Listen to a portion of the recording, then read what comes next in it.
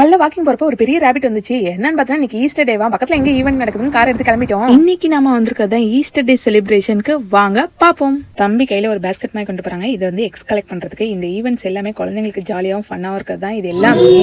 அப்புறம் வேட்ட ஆரம்பிச்சிருச்சுடோ அப்படின்ற மாதிரி தான் பாக்ஸ் எல்லாத்துக்கும் கிட்ஸ்க்கு 2 கொடுத்துருந்தாங்க. அதுல வந்து எக் கலெக்ட் பண்ற மாதிரி. ஸோ கலர் கலரா எக்ஸ் எல்லாம் வந்து பாருங்க கலெக்ட் பண்ணிட்டு இருக்காங்க.